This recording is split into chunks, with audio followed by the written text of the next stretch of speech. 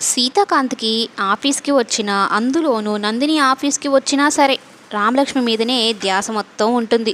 తను అలుగుంది, కోపంగా ఉంది. తన కోపాన్ని ఎలా పోగొట్టాలి?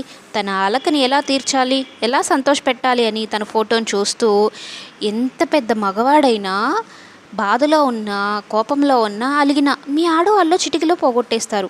కానీ మీ ఆడవాళ్ళ అలకను తీర్చడం మాత్రం ఎవరి వల్ల కాదు అనేది అనుకుంటూ ఉంటే అంతలో రామలక్ష్మి వస్తుంది. రామలక్ష్మిని చూడగానే ఒక్కసారిగా షాక్ అయిపోతాడు. ఏంటి షాక్ అయ్యి చూస్తున్నారు? పర్మిషన్ అడగకుండా లోపలికొచ్చానన్నా. అయినా నేను ఇప్పుడు మీ కింద పనిచేసే ఎంప్లాయీని కాదు, మీ భార్యని అంటూ రామలక్ష్మి సమాధానం చెప్తుంది.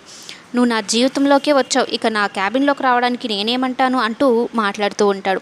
భోజనం తీసుకొని వచ్చాను, పదండి తిందాము అని చెప్పగానే ఇక నందిని గురించి కూడా తెలుస్తుంది ఆఫీస్కి వచ్చింది అని.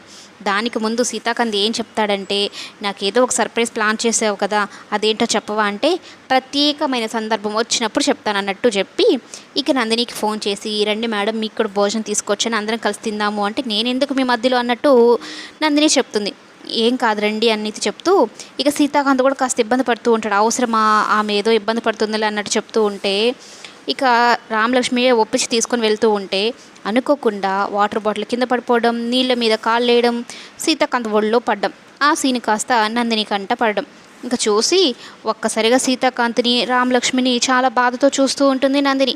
ఇక సీతాకాంత్ వైపే కళ్ళలో కళ్ళు పెట్టి చూస్తూ ఉంటుంది రామలక్ష్మి. వాళ్ళిద్దరు అట్లాగా రొమాంటిక్గా చూసుకుంటూ ఉంటే నందిని చాలా బాధపడిపోతూ ఉంటుంది వాళ్ళిద్దరిని చూస్తూ.